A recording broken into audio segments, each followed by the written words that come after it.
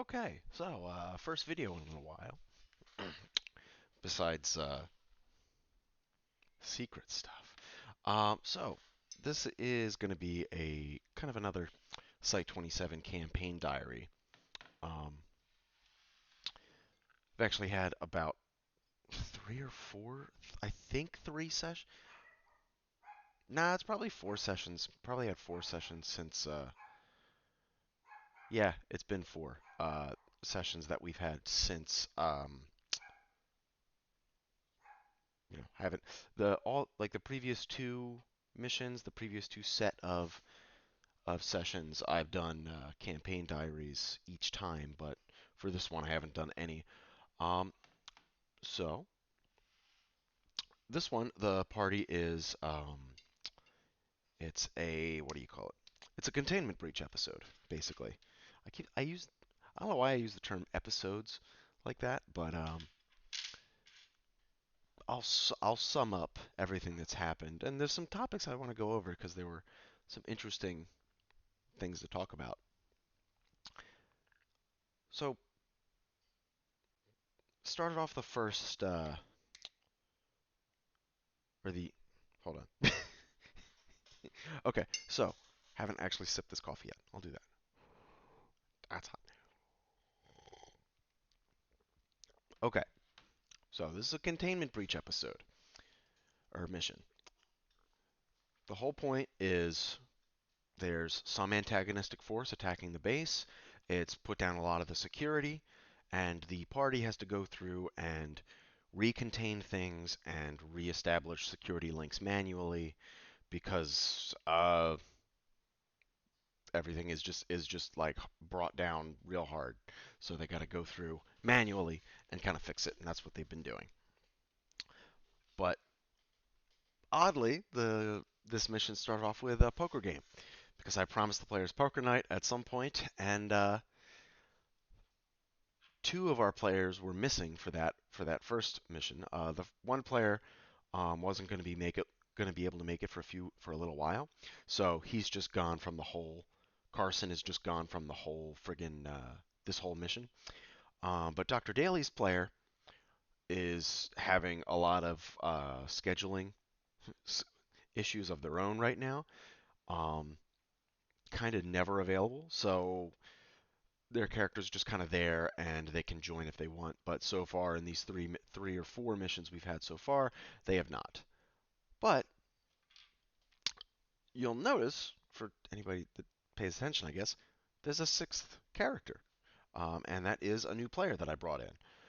Partially because I was missing two, and partially because I just wanted to bring him in.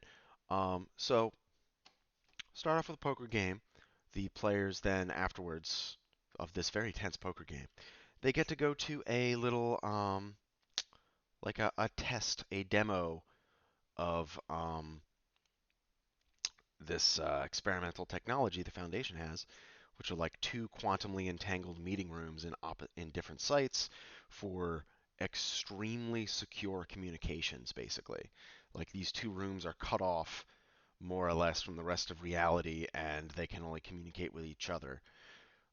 This way, there's no communication sent over the internet or over mail or anything like that. Um, it's just another kind of, it's not redundancy, but it's more layers of security. Sometimes you got to communicate in more secure ways. So it was mostly a test. The players got to interact with that. They got to meet the site director.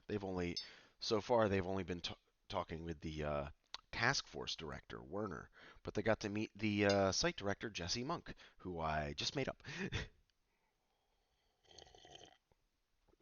I mean, so they do that. They also get to meet Tilda Moose, who I made the director of that other site. I know normally I think she's the site director of, is it Site 19 or whatever sites she's normally the director of? I made her the director of Site 145, which was the sister site that has this other room. Now, this is the first thing I did want to mention. Um, those small mistakes that like you say them and then you wish you could like take it, like you realize later it's like, oh, it would have been better if it was this. It would have been better if the other site was site 19. But, whatever. It's like a small thing and you can move on. And also, I'm already taking a huge amount of liberties of where different SCPs are, where they're contained, and why. So at the end of the day, that doesn't really matter. Then next, the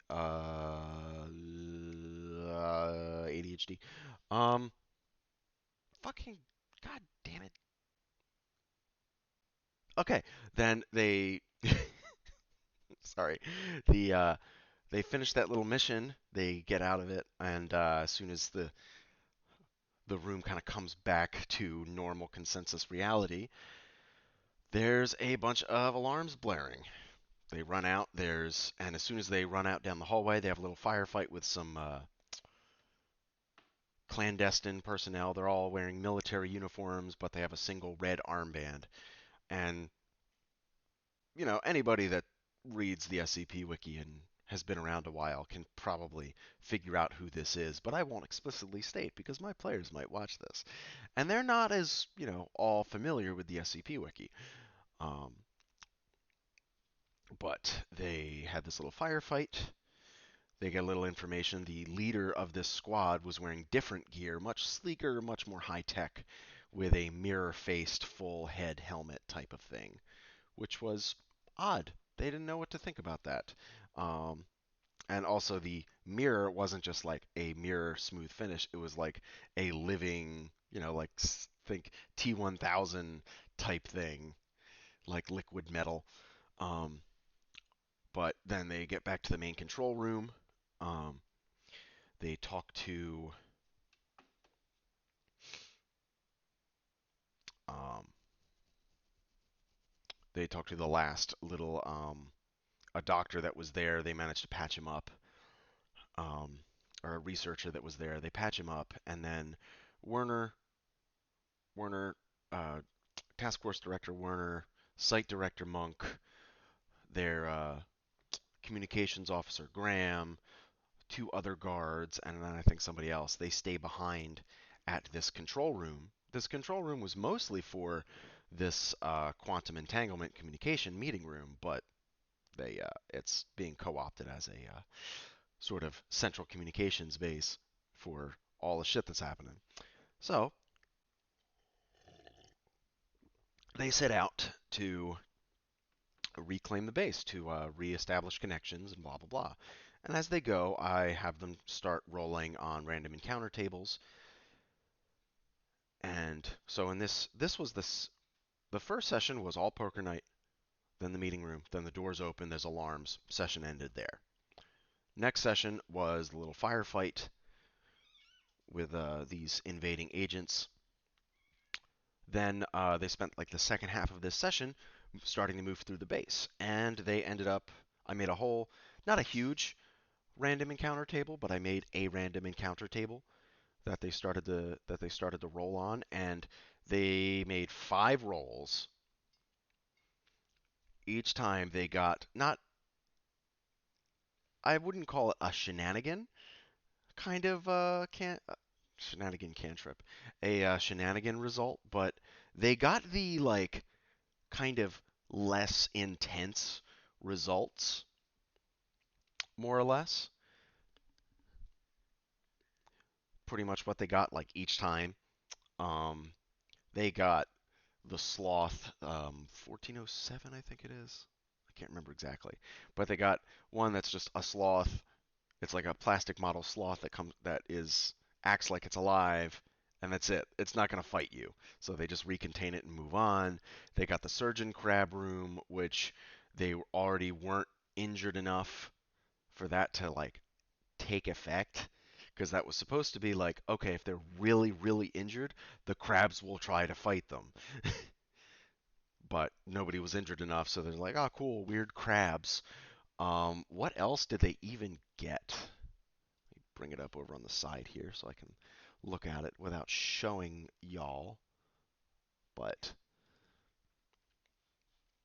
Oh, they got the Improver, which they thought about using, and they totally could have used, but that can have very nonsensical results. Oh, it was 1405. So they got that. They got the surgeon crabs. Oh, they got the iPods that they found in a closet. So now the SCP-131 are traveling along with them, giving them advantage on shit. Um, what else did they get? Yeah, they got the Improver. Then then that was mostly it for the end of that. But towards the end of that session, they got they found a wounded insurgent. They found a wounded enemy team, raiding party team, that they got the drop on, and they basically just annihilated them with some grenades that they had. One guy survived. They chased him down and killed him, and that was the end of the first session or the second session. Then the third session, they started moving around in some research areas. And instead of having them roll here, there were some places to look around in. And they ended up finding a single experiment room. There was some viscera, some like organs like removed from a cadaver, but there was no cadaver. Then there was evidence that it like slipped up into the air vents. And of course, the air vents are too thin for anything human sized to move around, so who knows what the hell that means. But then they also found some personnel hiding out in a closet, some of them that were previously working on this cadaver, and they were very surprised to hear that this corpse got up and walked away, like he's been dead for like months, I think, and wouldn't and wasn't rotting. So they were just dissecting him. But yeah, so that's a weird thing that they found, and it was mostly that was also a thing I made up completely on the spot. That wasn't an established SCP that I found, though I'm sure it has some similarities to established SCPs. They always do. It's always going to. But it was just, a creepy thing I figured out on the spot, and there were some NPCs to talk to. They got some goodwill from these, like janitors and researchers that were hiding out in a closet. But not a whole lot else going on there. But they continued to move through these research rooms. They found a lot of researchers that were killed, but they didn't find any more raiding teams. Then they did the big thing, and they rolled a 20 on the random encounter table, which ended up getting them a meeting with 738. Which, if you know what that is, it's called the Devil's Deal. It, it's a desk and some chairs, and if you sit on it, some entity that as always appears differently to everyone that sits there offers them something in return for something. And long story short, I did give them a little bit of a compulsion. It wasn't like a really strong, it was just like you kind of want to sit in there. You want to see what it is. And that's like enough of a prompting I think for a player to go, "Well, I already want to see what that is." So, yeah, let's go. Because sometimes when you're playing, say, like Gersh was like most of these rooms, most of these unsecured SCPs, if they find them, Gersh is just going to hit the lock button and then move on. Like, but sometimes you have to give your players a little, throw them a bone and give them the chance or give them something to be like, yeah, you should probably look at this. One of the, something like that. But so the whole like second half of the session was basically that, which was a good amount of role play and some nice little character development and introspection actually, because Richter ended up giving up the memory of his mother for knowledge, which translated to increased intelligence and more skill proficiencies. Basically, there's some extra stuff. I have to actually write up a feat for it. Still haven't done it, but in exchange for his mother, like the memory, and like everyone forgot her too. So not just him. It's like she never existed. but she did actually exist. And what this really means for Richter is that his whole outlook on life is different now.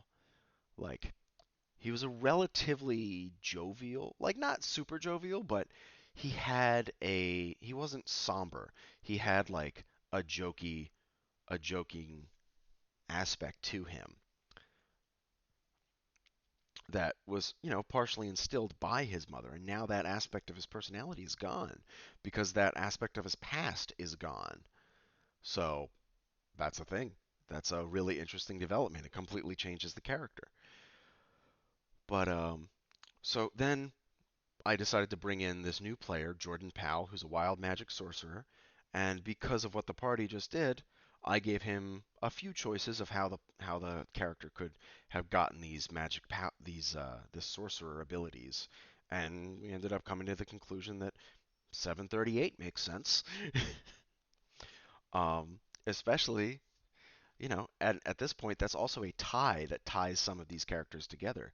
Now, Jordan and Richter both have a connection whether they really realize it or not. And that'll probably bring them closer to some interactions and give them some interesting things to talk about. Um, but Jordan Powell, this new character, is a Foundation janitor that is gifted essentially sorcerer magic by 738 in exchange for what's left of his family. Um, and that'll be a developing thing in the future. But then also here's another little interesting bit about like encounter design, something that happened. So after the party found 738, they also then rolled on the encounter table again, and they came up upon a team of these raiding enemy combatants trying to break into a containment room. Excuse me. And they were clustered relatively close together. Two of them are actively trying to hack into the room, and three of them are standing watch, more or less. Then that's like right where the session ended. Combat's going to start right there. Then after that was already established, then I talked to the new player and decided to bring him in. I had a short little one-on-one session with him, which ended with him coming up upon this group trying to break into this room from a different hallway. So um, combat starts, and in retrospect, especially in retrospect, I would have given this new character, Jordan Powell, I would have given him a turn. I would have effectively given him a surprise round. That would have been potentially more interesting.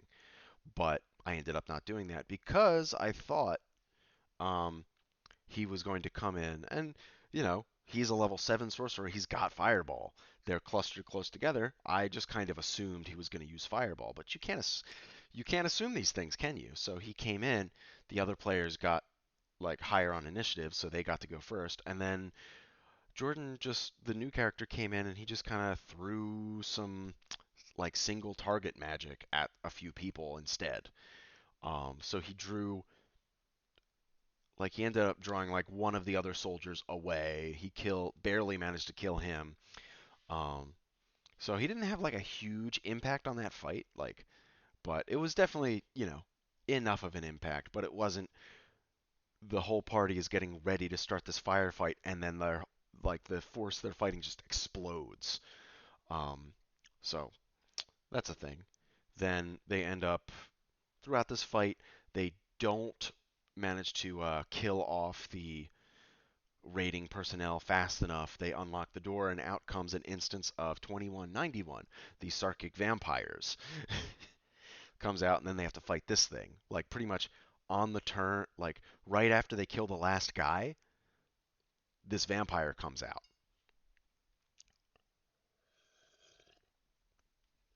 So I have to fight this vampire, and I made one small mistake because this vampire, I didn't make his stat block beforehand. I just threw some stats together as the combat started. And I had almost everything correct except they're supposed to have a paralytic venom on barbs on their like fingers, claws, that kind of thing.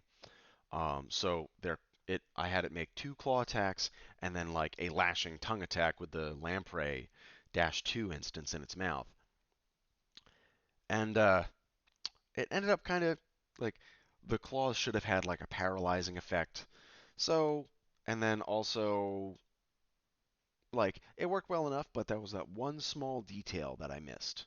So, sometimes you miss these things if you don't prep in advance or, if you don't thoroughly read stuff. But also, you're just going to miss these kind of things sometimes and you have to roll with the punches and move on. Like, it's one of those mistakes that's like, oh, and especially I'm the only one that knew that. Um, though theoretically, any audience members that are also SCP fans would also know that because, we record all these sessions. And this as of this video, as of this recording, we haven't posted any of our campaigns, anything. But so that's a mistake I technically made. It's not a huge mistake though. It and because of the way the fight went, it wouldn't have actually mattered all that much.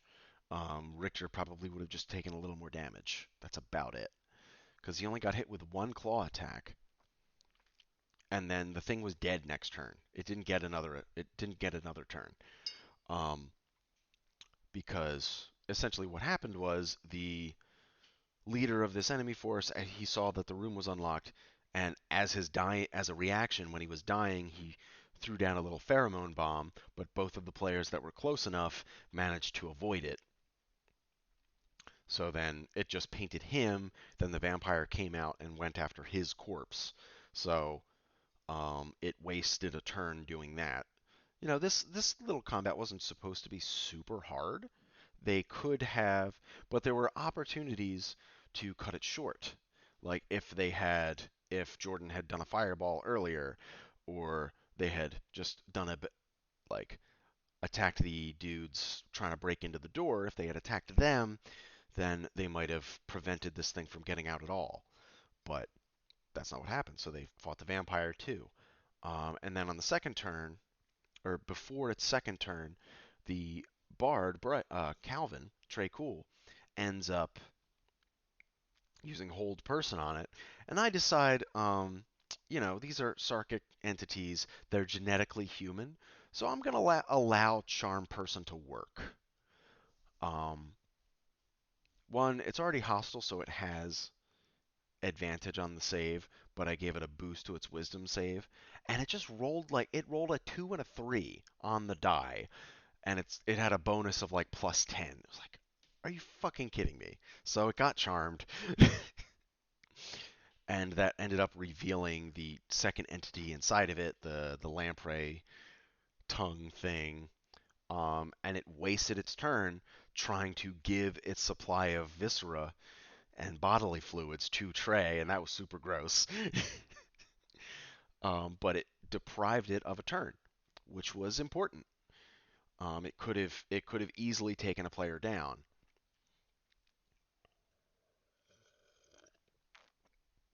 if that didn't happen. Especially if I remember the paralytic venom, but neither here nor there. Then this combat kind of it after that it didn't really go anywhere else. It was just a normal combat. They killed it. Um, but they were going to try to put it back in containment. Um, some of the other players that were around the hallway and didn't see exactly what happened, they failed a check. And it was a relatively easy check, but they failed it anyway. Um, they failed the check, fought it, broke the charm, and then had to kill it. Then they catch up with Jordan and do that, and then they have a little bit of they have a good amount of time to like role play and talk about stuff, what's going on, who Jordan is. Um, then they go through. Did they end up? I can't remember what else they really did besides like the main like next thing they did. Oh, one thing I want to point out in that third session after I think it was after, maybe it was before, but at some point they also found a man in a sealed room infected with SCP-217, and the players have the option of leaving him there or terminating him on the spot. And thing is, a lot of these choices, like terminating this guy who's infected, and they don't need any more test subjects, and killing the Sarkic vampire instance instead of being able to put it away, would have gotten them a little more credit because I'm going to institute like a credit system, which is basically just going to be copper, silver, gold, but they're going to get currency they can spend on stuff. And some of these choices will affect how much currency they get. It would have been better to get the Sarkic vampire back into containment, but it's still good that they neutralized it because that's what needed to be done. But then, yeah, I can't remember what else they really did, but they ended up finding a locked interrogation room with a big dude, a member of the Black Lodge, t- uh,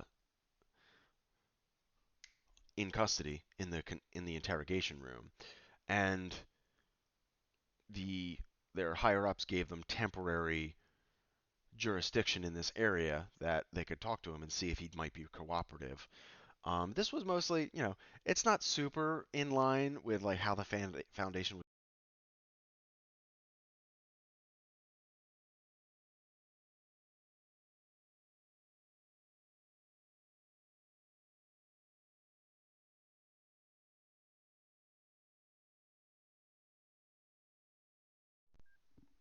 Okay, my headset just turned off after giving me a really annoying sound. Okay, anyway, so it's not super on brand for the foundation to like say like, oh yeah, let him out, see if he's gonna work with us.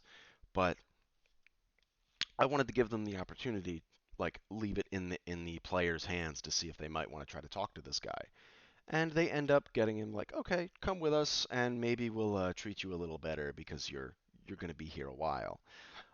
So they get a kind of meat shield dude, and there's two reasons this guy is here.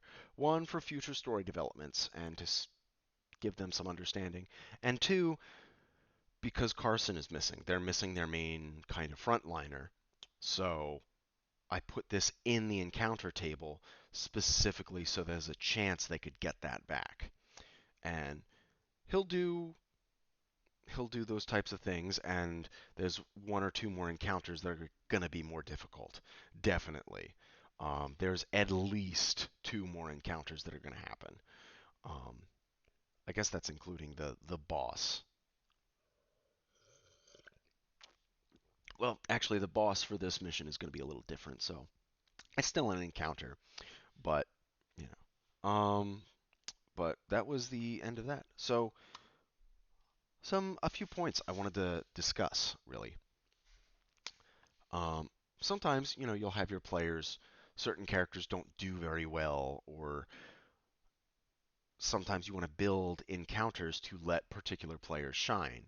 For example, in this campaign, in the last mission, I made some not concessions, but I allow like Dr. Daly missed like four shotgun shots like in a row. So on the fourth one, I allowed like it to knock a stalactite off the ceiling and damage her target, something like that. So you throw a player a bone sometimes, but then also Dr. Daly is the only character like that. She only has like fire and acid or poison damage on all of her spells. So I would have made some enemies vulnerable to acid damage, because it's a limited resource that she has. So let's let her use it. But her player isn't here, so it's kind of irrelevant because it's not so much about like allowing them to leverage certain things to finish encounters sooner or better with proper knowledge. Sometimes it is just, oh, here's like I'll put this in so this one player can have like extra combat spotlight just because I feel like they haven't gotten enough of that. So like that's kind of what that is. But in another campaign that I'm a player in, we have a sorcerer who just cannot roll. They just can't roll. Like everything is shit. They like they make so many crossbow attacks and cantrip attacks and all these attacks and they always miss. They can't hit for shit. So that's the type of situation where like she's a cold specialized sorcerer. So it's like throw an enemy in that's weak to cold damage. That kind of thing. But you should only do that if like the player's actually there. Um so uh yeah, that's a little talking point at the end that I wanted to bring up that this whole sequence has reminded me of. But yeah, that was the campaign diary for the first few sessions of Mission 3, Site 27. Just under a half hour. That one was extra rambly. Would you agree?